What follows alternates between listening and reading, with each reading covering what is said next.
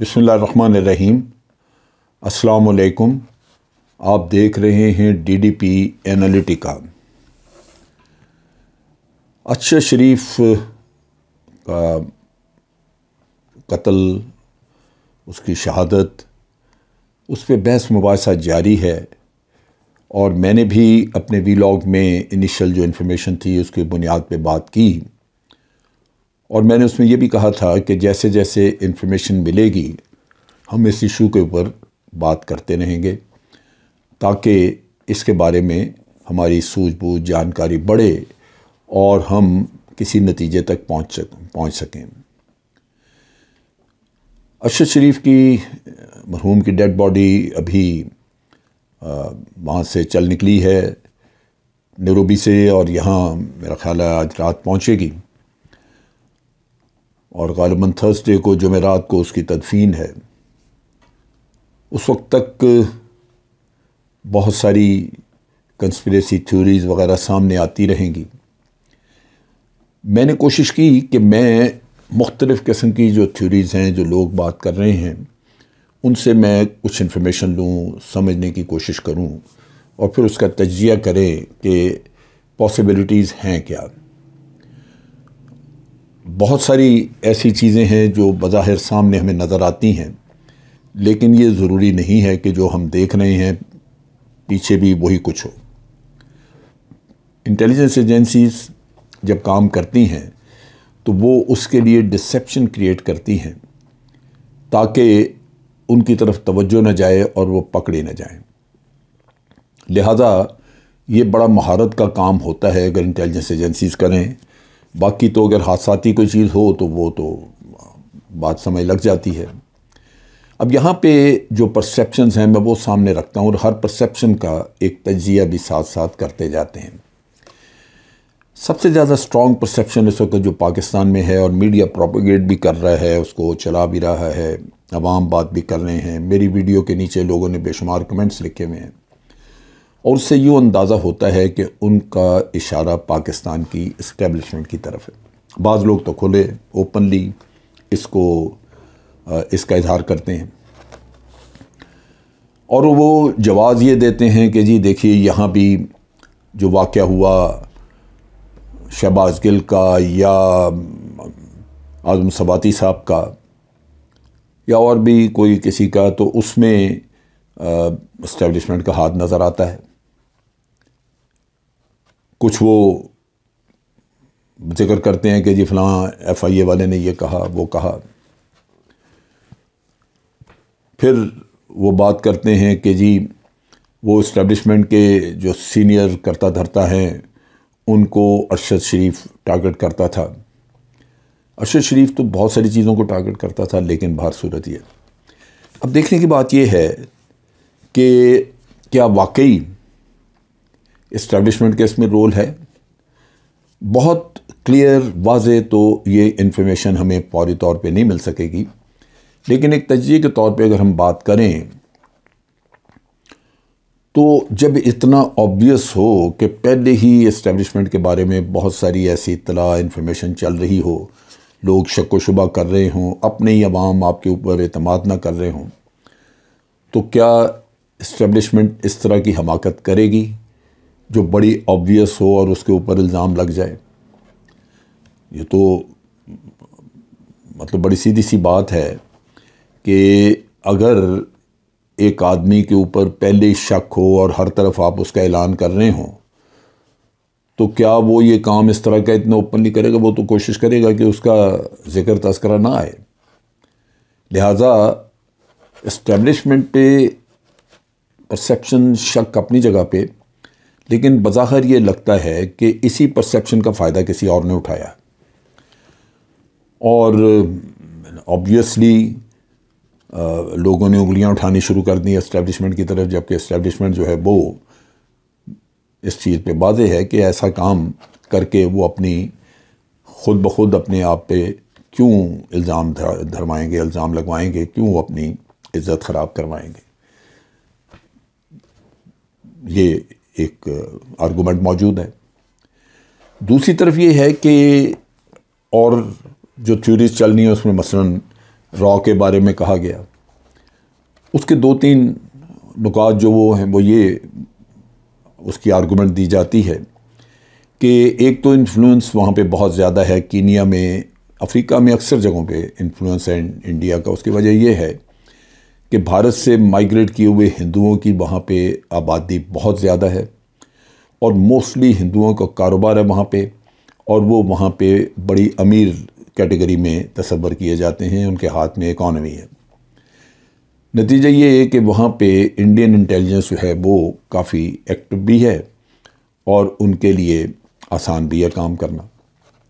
फिर यह है कि वहाँ पे चूँकि चाइना की भी बड़ी इन्वेस्टमेंट और इंग्रेस है इन इलाकों में, अफ्रीका में, तो भारत और चाइना के अपने कंपटीशन की वजह से भारत भी वहाँ पे अपना इन्फ्लुएंस रखता है और नज़र रखता है। अब कहने वाले ये कह सकते हैं कि जी भारत का क्या इंटरेस्ट था इसमें कि वो अरशद शरीफ को, भारत का इंटरेस्ट ये है कि भारत ने या रॉ ने हमेशा वो काम किया है जिससे कि पाकिस्तान की इस्टेब्लिशमेंट और अवाम के दरमियान फासले बढ़ जाएं। यहाँ इस केस में जहाँ पहले ही कुछ शकूक व शुबात मौजूद थे इस्टेब्लिशमेंट और अवाम के दरमियान, तो वहाँ अगर रॉ ये काम कर दे तो सबसे बड़ा फ़ायदा तो उसको हुआ कि एक जंग लड़े बग़ैर उसने पाकिस्तान में एक जंग खड़ी कर दी। वो दोनों के दरमियान एक फ़ासला बढ़ाने का ज़रिया बन गया। सो ये भी एक थ्योरी मौजूद है। हम इन सारी थ्योरीज़ का जो मैं और भी बात करूँगा उनका बाद में मवाजना करेंगे और कोशिश करेंगे कि हम किसी नतीजे पे पहुँचें। इसके बाद CIA पे इल्ज़ाम या CIA की भी बात, अमेरिका ने अभी बयान दिया जो बड़ा अजीब सा लगता है, क्योंकि अरशद शरीफ कोई ऐसा हमारा सहाफ़ी नहीं था जिस तरह हमारे चंद एक दूसरे जिन पे हम लफाफा सहाफ़ी कहते हैं। उनकी तो इंटरनेशनल ऑर्गेनाइजेशंस, हुसैन हक्कानी के साथ ताल्लुकात, उसकी वो जो साथी फोरम है उसमें उनकी पजीराई तो बहुत ज़्यादा है, लेकिन अरशद शरीफ उस कैटेगरी में नहीं था। ना ही वो इमरान रियाज उस कैटेगरी में है, ना ही ये दूसरे जो अरशद शरीफ के दोस्त अहबाब थे लोग, डॉक्टर मोहित पीरज़ादा वग़ैरह, इनके लिए तो कभी भी बाहर से कोई हमदर्दी का लफ्ज़ नहीं आया। लेकिन अमेरिका से हमदर्दी की एक स्टेटमेंट आ गई और उन्होंने कहा जी इसकी शफाफ इंक्वायरी होनी चाहिए। शफाफ कौन करेगा?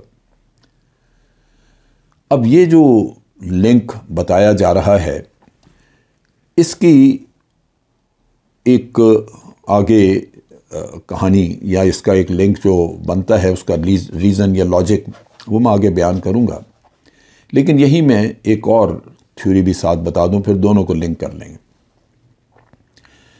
वो ये है कि पाकिस्तानी सिसिलियन माफिया जो है उसका भी, उस पर भी एक स्कूल ऑफ थॉट वो ये कह रहा है कि पाकिस्तानी सिसिलियन माफिया ने कराया। अब उसके रीज़न्स और CIA वाले जो कहानी है उसके रीज़न्स जो हैं वो आपस में कुछ ना कुछ मिलते हैं।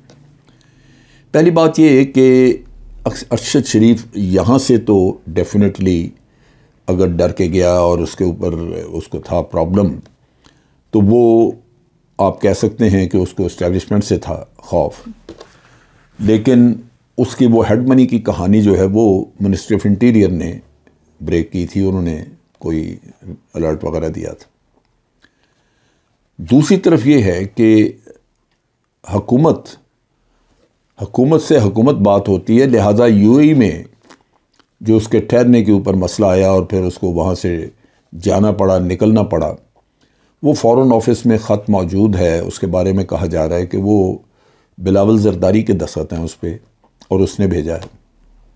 इसका मतलब यह है कि यह हुकूमत ने खुद किया या ये ऑन बोर्ड थे। लिंकेजेस CIA या हमारी सिसिलियन माफिया के साथ इस तरह निकलती है कि जो ख़बरें अभी तक मिली हैं उसमें 2 एस्पेक्ट बड़े अहम हैं। एक तो ये कहते हैं कि वो लंदन में जो उसने स्टे किया उसमें वो इकट्ठे कर रहा था रिजीम चेंज के साथ बाहर की कुव्वतों के लिंकेजेस। हम यहाँ पे ये कहते हैं या PTI कहती है कि रिजीम चेंज में अमेरिका या बाहर की कुव्वतें मुलव्वस हैं, लेकिन यहाँ पे बाकी सब लोग जो है, हमारे ऑफिशियल जो गवर्नमेंट है, एस्टेब्लिशमेंट, वो सब कहते हैं कि नहीं जी, कोई मुलव्वस नहीं। और ये रजीम जो है, अगर वाकई ये रजीम चेंज अमेरिका की कोशिश और ख्वाहिश के मुताबिक हुई है, तो वो लाजमन इस रजीम को रुसवाई से बचाएगा और कोशिश करेगा कि ये रजीम जो है वो चलती रहे। लिहाजा इसके मुखालिफों को ख़त्म करना या उनके बारे में कोई ऐसा इंतज़ाम करना कि वो सीन से हट जाएं, वो बिल्कुल हो सकता है। और ये कहा जा रहा है कि रजीम चेंज के बाहर के लिंकेजेस के शवाहिद अरशद शरीफ को काफ़ी हद तक मिल चुके थे। ग़ालिबन वो किसी न किसी वक्त उनको भी कवर करता मज़ीद इंफॉर्मेशन लेने के बाद। दूसरी आप सबको इल्म है इसी के लिंक का, वो ये कि नेटफ्लिक्स के बारे में उसने वो जो क्लोज डोर की बात कर रहे थे, उसमें उसने बहुत सारा कुछ जो करप्शन का नेटवर्क है सिसिलियन माफिया का, मेनली उसको टारगेट किया था और वो उसने खोल के रखा हुआ था। अब वो पता नहीं कि वो जो मूवी है या वो जो डॉक्यूमेंट्री है वो मुकम्मल हो चुकी है या नहीं, वो रिलीज़ होगी या नहीं, क्योंकि उसमें भी जो उसके साथ मिल के काम जिसने किया वो एक कीनियन जर्नलिस्ट था जिसने के काम किया, और वो उस वीडियो में जो इनकी प्रमोशनल क्लिप है उसमें वो नज़र भी आता है। अब ये मोटिव वो बताते हैं कि जी ये Sicilian mafia, Pakistani Sicilian mafia और CIA का ये लिंकेज मौजूद हो सकता है कि जिस शख्स ने एक्सटर्नल लिंकेजेस या रजीम चेंज के शवाहिद इकट्ठे किए, वो बड़ी कुव्वत को कभी भी काबिल कबूल नहीं हो सकता, क्योंकि उन्होंने तो डिनाई किया, उन्होंने तो वाज़े कहा कि हमारा कोई लिंक नहीं इससे। और इसी तरह अगर सिसिलियन माफिया जो अपने आप को बेगुनाह बताते हैं और वो आज हुकूमत में हैं बैठे, और वो ये कहते हैं कि हमारे झूठे मुकदमे थे, सारे केसेस उन्होंने ख़त्म कर लिए, तो लाजमी बात है कि उनके लिए ये शख्स सबसे ज़्यादा ख़तरनाक था। सो वो आर्गूमेंट यहाँ पे आ जाती है कि हो सकता है कि इन लोगों का हाथ हो। गर्ज ये कि बहुत सारी थ्योरियाँ यूँ हम सुनते हैं, जैसे कहते हैं कि जितने मुँह उतनी बातें, वो अपनी जगह पे, लेकिन हर परसेप्शन के पीछे कुछ आर्गूमेंट्स मौजूद हैं। लिहाजा इसका हल है क्या, हमें क्या करना क्या चाहिए। जो कीनियन गवर्नमेंट ने वहाँ से स्टेटमेंट दी, उसको सबसे पहले कीनिया के अपने ही जो सहाफ़ी थे उन्होंने उसको झूठा साबित किया। इसका मतलब ये है कि कीनिया में जो सहाफ़ी मौजूद हैं उनमें से कुछ को रसाई है, कुछ को पता है चीज़ों का, और वो हो सकता है कि किसी वक्त पे कोई स्टोरी ब्रेक करें, लेकिन कभी भी ऑफिशियली हमें कुछ पता नहीं चलेगा। पाकिस्तान में ये बार बार मुतालबा किया जा रहा है कि एक जुडिशल कमीशन बना दें, जुडिशल कमीशन।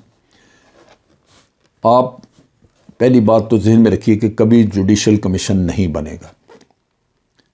आप देख लीजिए कि सदर पाकिस्तान का लिखा हुआ ख़त जिसमें यह कहा गया कि आप एक जुडिशल कमीशन मुकर्रर करें, जो रजीम चेंज के बारे में साइफर अमेरिकन लिंकेज मौजूद है, अमेरिका के जो यहाँ कौंसल खाने के लोग हैं उनकी लिंकेज मौजूद है कि वो इन लोगों को मिलते मिलाते रहे, आते जाते रहे इनके पास। इन सब चीज़ों में आपको बाहर का रोल नज़र आता है। उसके बावजूद, सदर मुमलिकत के कहने के बावजूद, आज दिन तक वो कमीशन नहीं बन सका। ये कमीशन जो है इसने पाकिस्तान के अंदर ही काम करना था। जो कमीशन अरशद शरीफ के मामले में बनाने की कोशिश की जा रही है वो भी नहीं बनेगा। वो आम आदमी के कहने पे तो बिल्कुल नहीं बनेगा। उसमें अगर कोई चीज़, अगर कमीशन बनी जाता है, तहकीकात होगी, तो सिर्फ यही यहाँ की वजूहात पता लग सकती हैं कि वो कौन सी वजूहात थी जिनकी बुनियाद पे अरशद शरीफ को पाकिस्तान छोड़ना पड़ा। उससे आगे कुछ नहीं। पाकिस्तान छोड़ने की वजूहात वगैरह जो है वो इस बात के लिए काफ़ी नहीं हैं, ये फ़ैसला करने के लिए काफ़ी नहीं है कि जो बाहर उसको उसकी हलाकत हुई, जो शहादत हुई उसकी बाहर, वो वाकई इन्हीं वजूहात की बुनियाद पे हुई या ये लोग ही मुलव्वस हैं उसमें या कोई और मुलव्वस नहीं है। क्योंकि वहाँ का मामला हल होना बड़ा ज़रूरी है कि वहाँ क्या हुआ, और हो सकता है कि आप वहाँ से कुछ सोल्यूशन लेके या वहाँ से कुछ इन्फॉर्मेशन लेके आएँ तो उसको बैक ट्रैक करके यहाँ लिंकेज जोड़ी जा सके। इसके लिए मैं समझता हूँ कि ज़रूरी है कि पाकिस्तान के जो इन्वेस्टिगेशन करने वाले जर्नलिस्ट हैं, इन्वेस्टिगेटिव जर्नलिज्म करते हैं, जो वो कीनिया के जो जर्नलिस्ट हैं उनसे रवाबत कायम करें और कोशिश करें कि उनसे इन्फॉर्मेशन ली जाए, या अगर ज़रूरत पड़ती है तो एक टीम जर्नलिस्ट की, जो अरशद शरीफ के दोस्त अहबाब भी हैं, वो वहाँ ट्रैवल कर जाएं, क्वेश्चंस पहले से तैयार किए हों, लंबी लिस्ट बनाई हो और वहाँ पे इंक्वायरी हो। यहाँ कमीशन बने ना बने, मेरा अपना तो अंदाज़ा कि नहीं बनेगा, लेकिन ना भी बने तब भी अगर वहाँ से हमें कोई लीड मिलती है तो फिर उसको इनकार करना या उससे मुंह फेरना वो यहाँ के लोगों के लिए मुश्किल होगा, वो कोई भी अदारा हो। वो मैंने सबकी लिस्ट जब सबका एक डिस्कशन में ये सारे शामिल किए हैं, उनमें से कोई भी हो सकता है, लेकिन अगर वो सारी लीड वहाँ से हमें मिल जाए तो फिर यहाँ पे आप हतमी तौर पे कह सकते हैं कि फ़लाँ ने ये किया। कम से कम आपकी परसेप्शन बेहतर होगी, आपका जो इल्ज़ाम होगा वो किसी बुनियाद के ऊपर होगा, उसमें कोई ना कोई रीज़निंग मौजूद होगी। तो इसलिए मेरा ख़्याल है कि ये काम भी कर लेना चाहिए। आज के लिए इतना ही। अफ़वाज पाकिस्तान जिंदाबाद, पाकिस्तान पाइंदाबाद।